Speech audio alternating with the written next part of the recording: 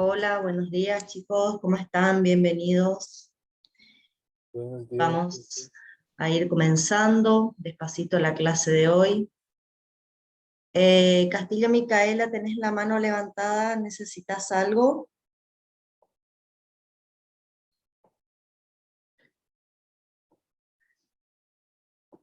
Un segundito que voy a ir abriendo el Power para poder comenzar con la clase.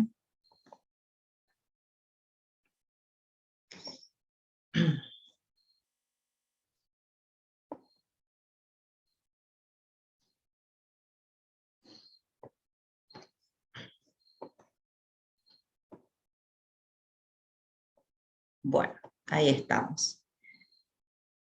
Bien. ¿Alguien quiere decir algo? ¿Alguien necesita algo? Si no, vamos comenzando con la clase de hoy. Nosotros hoy en este teórico tenemos que, de alguna manera, completar todo lo que veníamos trabajando con el tema de enzimas. Nosotros vamos a trabajar hoy un poco con lo que es inhibición enzimática y lo que es regulación enzimática, que es una de las propiedades más importantes que yo les dije que iban a tener las enzimas. ¿Sí? Bueno, vamos a compartir el Power, que es el que estábamos trabajando. Ustedes el material, esto todo lo tienen en el aula, así que lo pueden trabajar. Y nosotros lo que hicimos la semana pasada fue hablar un poquito de la importancia que tienen los catalizadores, de las características que tienen los catalizadores. Bueno, vimos un poco de cinética enzimática, la importancia de conocer los parámetros cinéticos, qué información nos brindan los parámetros cinéticos, y la idea es hoy meternos a trabajar un poquito con lo que es inhibición enzimática, ¿sí? Bueno, para dar una pequeña definición de inhibición enzimática, vamos a decir que existen muchas sustancias que tienen la particularidad de combinarse con las enzimas y provocar cambios en la funcionalidad de la enzima, cambios que afectan o sus parámetros cinéticos o directamente cambios que provocan una pérdida de la actividad catalítica. Esas sustancias que disminuyen la actividad de la enzima, al asociarse con ellas, normalmente reciben el nombre de inhibidores. Y así nosotros podemos encontrar en la naturaleza, y ustedes esto lo van a ver quizás mucho en farmacología, en clínica médica, van a ver que hay muchas sustancias que se pueden combinar con determinadas enzimas, y la combinación puede ser una combinación por uniones reversibles, y de esa manera pueden afectar la funcionalidad de la enzima, sobre todo haciendo que los parámetros cinéticos que nosotros estudiamos en la clase pasada sufran algunas modificaciones. Ya vamos a ir analizando un poco eso. Pero hay un grupo de inhibidores que, una vez que el inhibidor desaparece porque la unión con la enzima es reversible, y eso implica que se pueda separar de la enzima recupera su actividad enzimática y vuelve a tener la funcionalidad normal.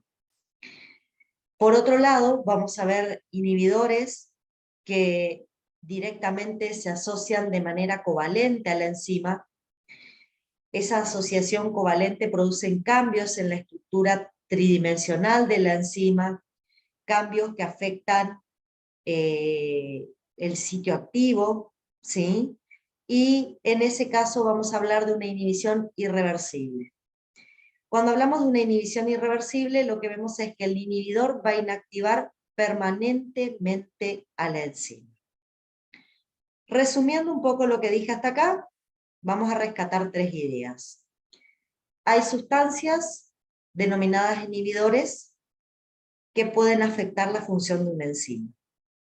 Ese inhibidor se puede asociar débilmente, de manera que cuando el inhibidor desaparece, la enzima recupera su actividad, y hablamos de inhibidores reversibles. Y después tenemos inhibidores que, cuando se asocian, lo hacen de manera covalente, lo hacen de un modo más fuerte, y cuando, digamos, no tienen manera de separarse de la enzima, y eso hace que la enzima de algún modo permanezca de forma permanente inactivada. Como les dije, esto ustedes lo pueden ver en farmacología, lo pueden ver en algunas patologías, cuando aparecen venenos. Y nosotros vamos a clasificar un poquito los tipos de inhibidores. Vamos a ver que los inhibidores, en el caso de la parte irreversible, no tienen una clasificación, hablamos directamente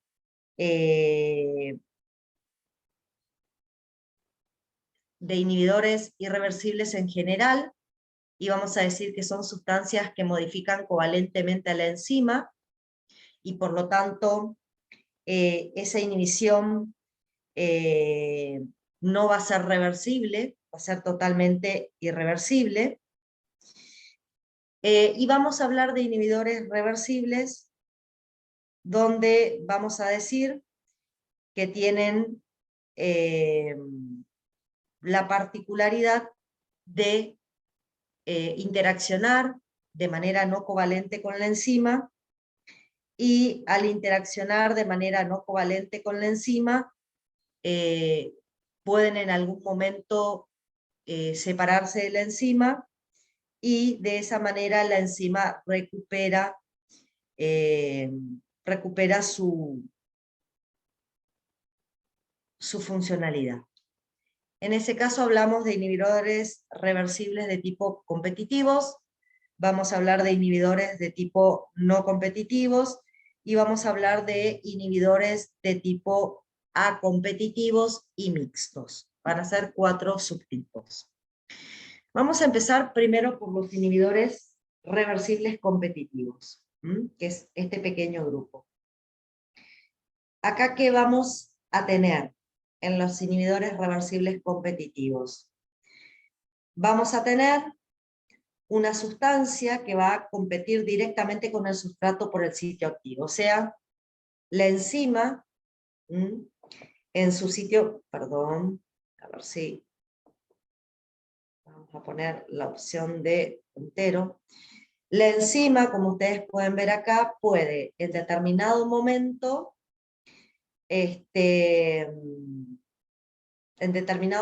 puede asociarse al sustrato en el sitio activo, o el sitio activo se puede asociar al inhibidor competitivo.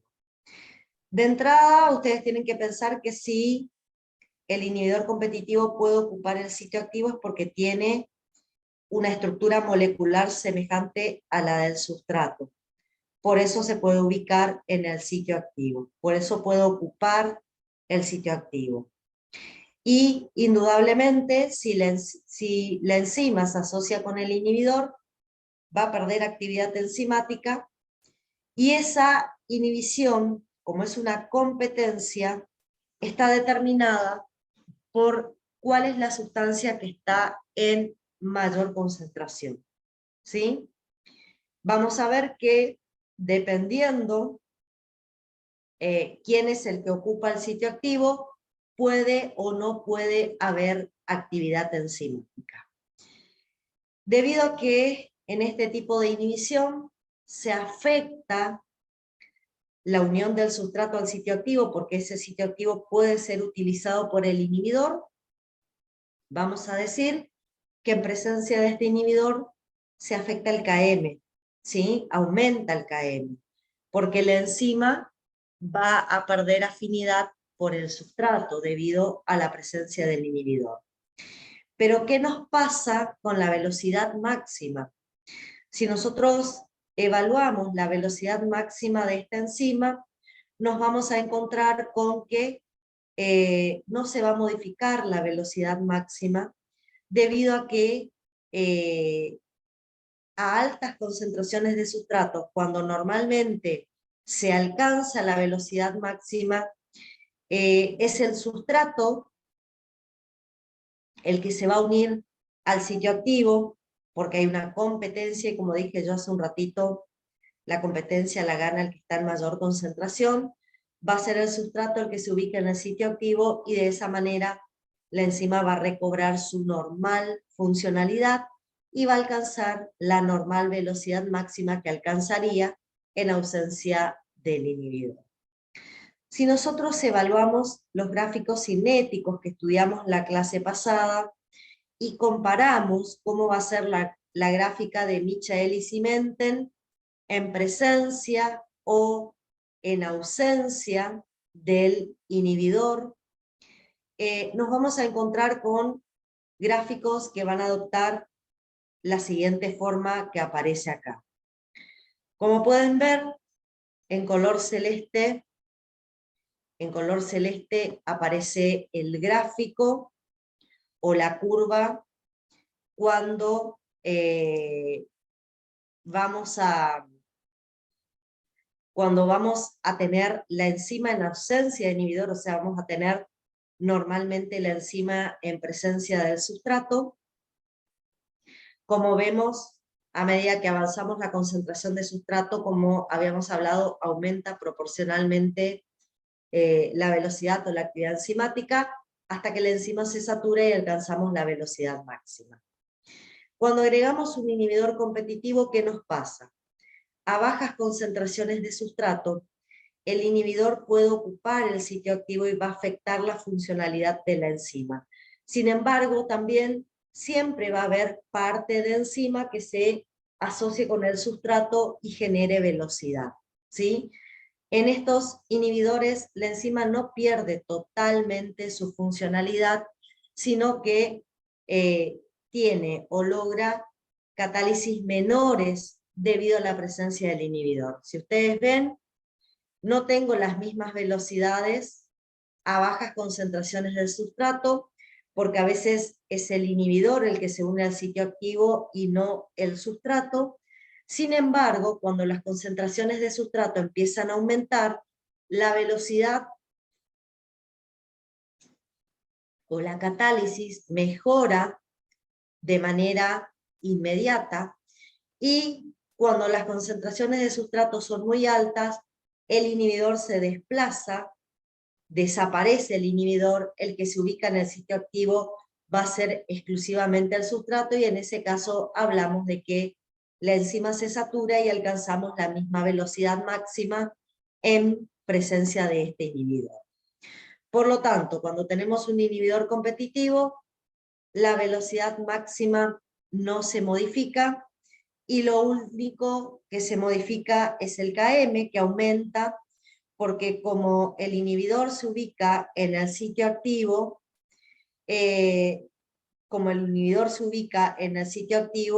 una de las cuestiones que vemos es que la enzima va a perder afinidad por el sustrato. Y eso es un poco lo que vemos en ese gráfico. Ahora bien, si trabajamos con el gráfico de las inversas, lo que vamos a encontrar es que las dos rectas, en presencia y en ausencia de inhibidor, ambas cortan en el mismo punto al eje de las ordenadas, y es porque en el gráfico de Line, Weber y Burke, lo que nosotros encontramos como punto donde el gráfico corta al eje de las ordenadas es la inversa de velocidad máxima. Como en presencia de este inhibidor la velocidad máxima no se modifica, en presencia o en ausencia del inhibidor vamos a tener para la enzima la misma velocidad máxima y por eso ambas curvas coinciden en este punto. Sin embargo, las dos curvas cortan de manera diferente al eje negativo de las X, y eso se debe a que cuando tengo presente un inhibidor, el Km es menor que cuando el inhibidor está ausente. Recuerden que los valores que le da el gráfico de las inversas, los valores que nosotros obtenemos en el eje negativo de las X, no es directamente el valor de Km, sino que es su valor inverso. Por lo tanto, estos valores que yo observo acá son las inversas de Km, y fíjense, acá lo que me está diciendo, un valor alto de inversa de Km, me dice que Km es menor, y un valor menor de inversa de Km me dice que el valor es mayor. Les doy un ejemplo. Si acá la inversa de Km es menos 1, y en ausencia del inhibidor la inversa de Km es menos 5, cuando yo hago el cálculo matemático a través de la ecuación matemática con una incógnita, usando el menos 1, lo que voy a encontrar es que Km acá es igual a 1, y usando el menos 5 voy a encontrar que en ausencia del inhibidor el Km equivale a 0,2. O sea, lo que me está diciendo este gráfico otra vez es que el Km aumenta en presencia de este inhibidor. Bien, pasemos al otro inhibidor, al inhibidor no competitivo. El término no competitivo ya les da a entender a ustedes, chicos, qué tipo de inhibición estamos teniendo en este caso. El hecho de que diga que el inhibidor es no competitivo, de algún modo les está diciendo que el inhibidor se va a unir a un sitio diferente del sitio activo, por lo tanto, no va a tener en ningún momento competencia por el sitio activo con el sustrato. Como pueden apreciar, el inhibidor se une a un sitio diferente de la enzima y deja libre el sitio activo para que sea utilizado por el sustrato.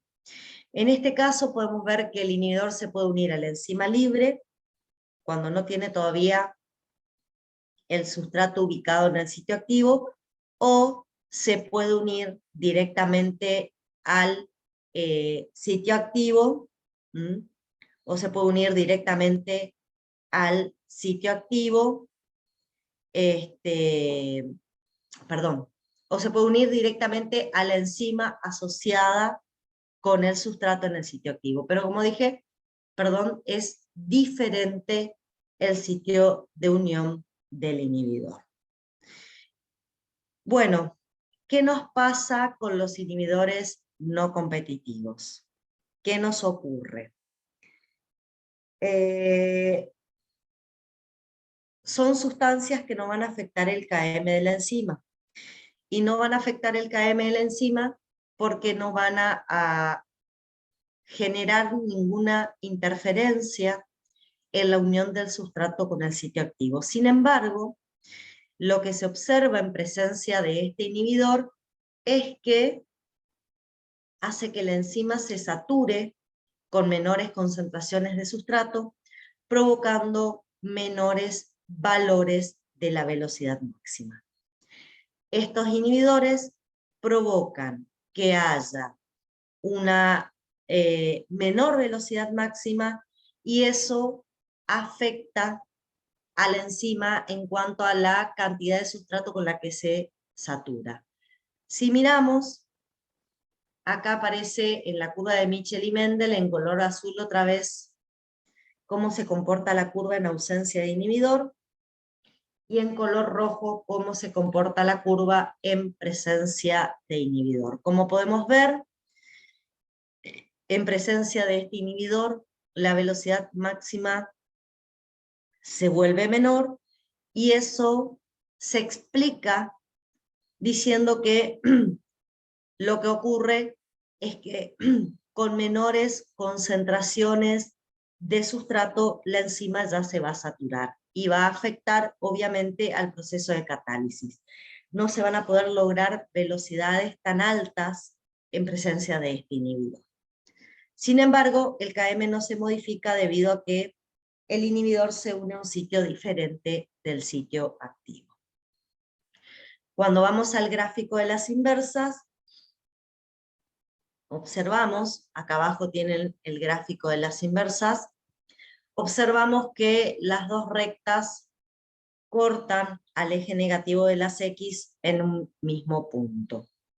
¿Y a qué se debe que las dos rectas corten al gráfico de las X en lado negativo en el mismo punto? Y es porque en presencia o ausencia del inhibidor, ustedes tienen el mismo KM.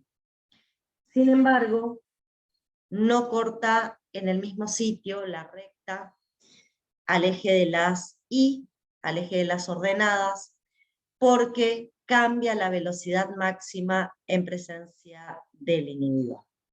En presencia del inhibidor tenemos menores velocidades máximas.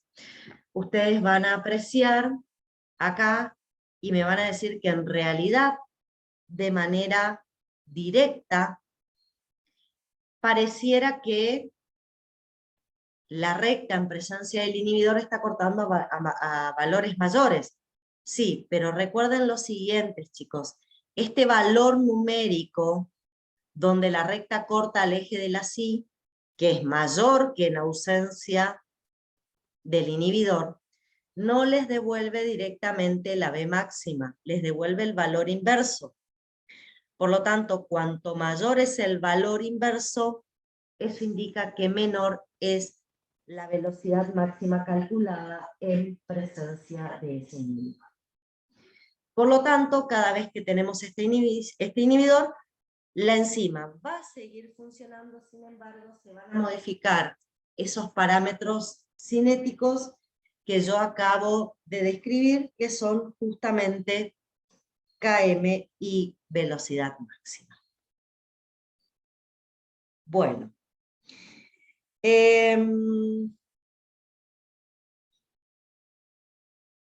Vamos a pasar al siguiente tipo de inhibidor. Vamos a pasar a una inhibición acompetitiva. En la inhibición acompetitiva vamos a ver que el inhibidor solamente se va a unir una vez que la enzima ya se asoció al sustrato. Esta es la característica fundamental que tiene el inhibidor acompetitivo. Primero necesita que el sustrato se asocie a la enzima en el sitio activo y después el inhibidor acompetitivo se une y se une a un sitio diferente del sitio activo. Esa unión del inhibidor al complejo enzima-sustrato lo que provoca es una pequeña distorsión del sitio activo y afecta tanto al parámetro Km como V máxima. En este caso, en presencia de estos inhibidores, observamos que disminuye tanto la V máxima, o sea, la enzima se va a saturar a menores concentraciones de sustrato, y también se afecta el valor de Km, que disminuye, ¿sí? Podríamos decir que la enzima en este caso tiene más afinidad de la enzima, más afinidad por el sustrato, pero como efecto negativo, a pesar de que aumenta la afinidad por el sustrato, lo que observamos como efecto negativo en presencia de este inhibidor es que la enzima se va a saturar con menos cantidad de sustrato. Tanto la velocidad máxima como el Km disminuyen en presencia de inhibidores acompetitivos. Si vamos al gráfico de las inversas, acá van a encontrar en color rojo el gráfico de Mitchell y Mendel, la hipérbola en ausencia de inhibidor, y en color verde van a encontrar el gráfico en presencia de inhibidor. ¿Y qué es lo que podemos visualizar? que en presencia de inhibidor se satura a menores concentraciones de sustrato y alcanza menores velocidades máximas, pero también si hacemos el cálculo de Km, en presencia del inhibidor tenemos menores valores de Km que en ausencia del inhibidor. El que disminuya la Km no sería un efecto negativo para la enzima, porque eso implicaría que de última la enzima está teniendo mejores afinidades por el sustrato. El problema lo veríamos en el caso de que en presencia de la enzima la velocidad máxima disminuye, y lo que vamos a entender en estas condiciones es que al disminuir la V máxima se logran peores catálisis o menores velocidades, porque enseguida la enzima se va a saturar. Si vamos al gráfico de las inversas, como en presencia o en ausencia de inhibidor no coinciden ni Km ni V máximo, o sea, la presencia del inhibidor a competitivo cambia el valor de Km y V máxima, ambas disminuyen, nos vamos a encontrar con que, si ustedes observan acá, ambos gráficos van a ser paralelos. En rojo ven el gráfico sin inhibidor, en verde ven el gráfico con inhibidor. En el caso de la inhibición competitiva, lo que tienen que visualizar, siempre entendiendo que el gráfico de las inversas me devuelve valores inversos, es que en presencia del inhibidor vamos a tener menor velocidad máxima y menor valor de Km.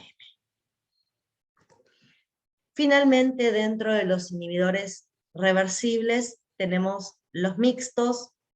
Reciben esta denominación porque es una especie de mezcla entre inhibidor competitivo y acompetitivo, por eso lo llamo mixto, es como que tiene un poco de inhibidor competitivo y otro poco de inhibidor acompetitivo, debido a que este inhibidor se puede unir tanto a la enzima como al complejo enzima-sustratos, ¿sí? Cuando se une a la enzima libre, se une al sitio activo. Por lo tanto, si se llegase a unir el inhibidor mixto a la enzima libre, va a afectar la unión del sustrato al sitio activo.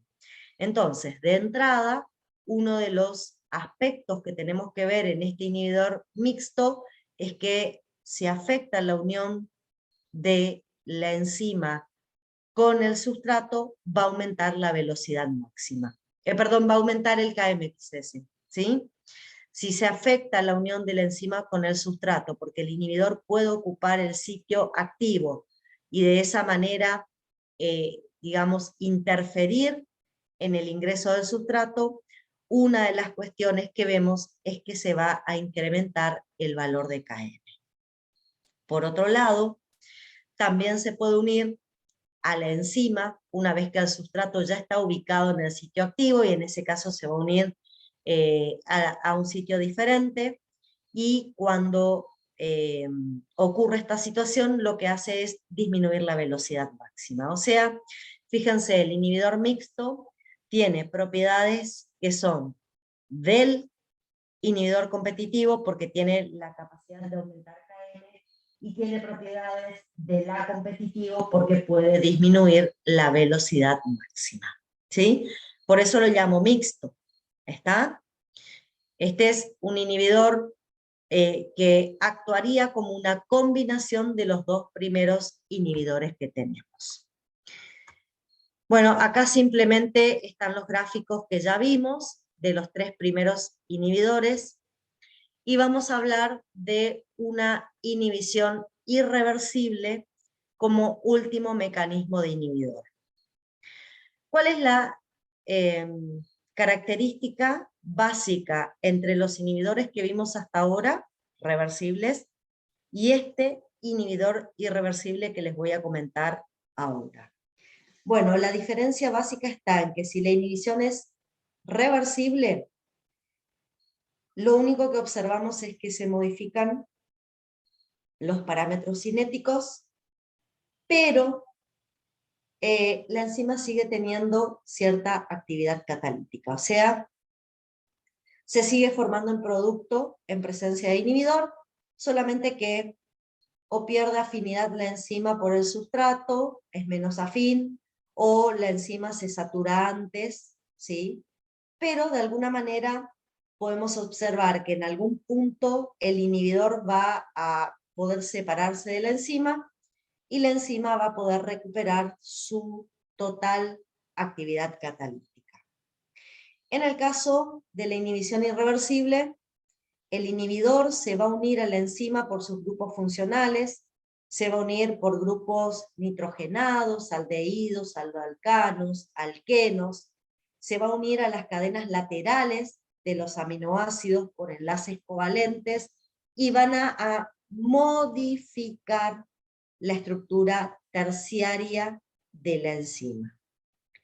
Al modificar la estructura terciaria de la enzima, vamos a encontrarnos con que se pierde la funcionalidad del sitio activo. Ya no se va a poder unir el sustrato a ese sitio activo, por lo tanto, se va a perder directamente cualquier tipo de catálisis. Cuando hablamos de inhibición irreversible, y les comento esto, nosotros necesitamos diferenciar la inhibición irreversible de procesos que antes denominamos como desnaturalización por altas temperaturas, ¿sí? Un segundito. Acá me están preguntando si el fármaco ivermectina, por ejemplo, utilizado para el COVID, puede actuar como un inhibidor de algún receptor de la proteína spike del COVID. La verdad, te digo, Gabriel, yo no soy muy buena en farmacología. Realmente no tengo idea cuál es la acción de la ivermectina, pero si tu planteo es que la ivermectina inhibe un receptor para la proteína spike, no te va a estar inhibiendo una enzima, sino va a estar inhibiendo un receptor para que ese virus pueda, de alguna manera, relacionarse con las células de nuestro organismo. O sea, en ese caso no sería una inhibición enzimática, sino sería una inhibición para evitar la unión de el virus a un receptor. Así que no se trataría de procesos inhibitorios de actividad enzimática, por eso no creo que esté relacionado con lo que estamos charlando. Pero la verdad, no sé el efecto directo de la ivermectina como efecto para evitar la infección por el virus. Me preguntan cuáles son los grupos funcionales que se unen a la enzima en el caso de inhibidores irreversibles. En realidad, cualquier grupo funcional que tenga el inhibidor y que pueda establecer enlaces covalentes, carbono-carbono, carbono-oxígeno, carbono-nitrógeno, ¿sí? Cualquier grupo funcional que pueda establecer enlaces covalentes con las cadenas laterales de los aminoácidos de la estructura de la enzima es válido para este tipo de inhibiciones. Yo hablé que pueden ser grupos nitrogenados, yo hablé de que pueden ser grupos aldehídos, aloalcanos, pero es cualquier grupo funcional presente en el inhibidor que pueda establecer un enlace covalente con las cadenas laterales de las enzimas. Acá me están preguntando si el inhibidor reversible mixto disminuye en Km y B máxima o a la B máxima la aumentan. No, aumentan Km y disminuyen B máxima los reversibles mixtos, que fueron los que vimos hace un momento. Acá está, para la persona que está preguntando. Yo les dije que los mixtos, volvemos un segundo para atrás chicos, disculpen, incrementan Km cuando el inhibidor mixto se une al sitio activo y evita la unión del sustrato, y aumenta la B máxima, perdón, disminuye la B máxima, incrementa Km y disminuye la B máxima cuando se asocia un sitio diferente y afecta el proceso de catálisis. Bueno, acá me están preguntando si en la inhibición irreversible siempre se va a unir a grupos funcionales del sitio activo. No. A ver, en una inhibición irreversible, el inhibidor se puede unir a cualquier lugar de la enzima. El problema es que la unión covalente del inhibidor hace que la enzima cambie su conformación o su estructura terciaria. Y al cambiar su conformación o estructura terciaria es donde se afecta el proceso de catálisis, es donde se pierde el sitio activo. Esa es la característica del inhibidor. Al asociarse covalentemente a la enzima hace que ésta se modifique su estructura terciaria. Y al modificar la estructura terciaria, se modifica el sitio activo. Por eso les decía, nosotros en este caso tenemos que diferenciar qué es inhibición irreversible de desnaturalización. ¿Cuándo hablábamos de desnaturalización? A ver si ustedes se acuerdan. Hablábamos de desnaturalización cuando decíamos que exponíamos a las enzimas a altas temperaturas. ¿Y qué implicaba la desnaturalización a altas temperaturas? También implicaba la pérdida de la estructura terciaria y la pérdida del sitio activo. O sea que si yo pienso desde el punto de vista práctico, ¿qué pasa cuando inhibo irreversiblemente una enzima? Cambia su estructura terciaria, se pierde el sitio activo. ¿Qué pasa cuando desnaturalizo una enzima? Se pierde la estructura terciaria, se pierde el sitio activo. O sea, a las funciones prácticas ocurre lo mismo. ¿Cuál es la diferencia entre desnaturalizar una enzima e inhibirla irreversiblemente? Que la inhibición irreversible es específica. El inhibidor irreversible es específico para una determinada enzima o para un grupo particular de proteínas. En cambio, si yo desnaturalizo, porque expongo mi organismo a altas temperaturas, todas mis enzimas pierden funcionalidad porque todas se desnaturalizan frente a altas temperaturas. Cuando uso inhibidores o cuando aparece por alguna situación patológica un inhibidor, la particularidad que tiene el inhibidor con respecto a la desnaturalización, que el inhibidor es específico y solamente va a afectar a determinadas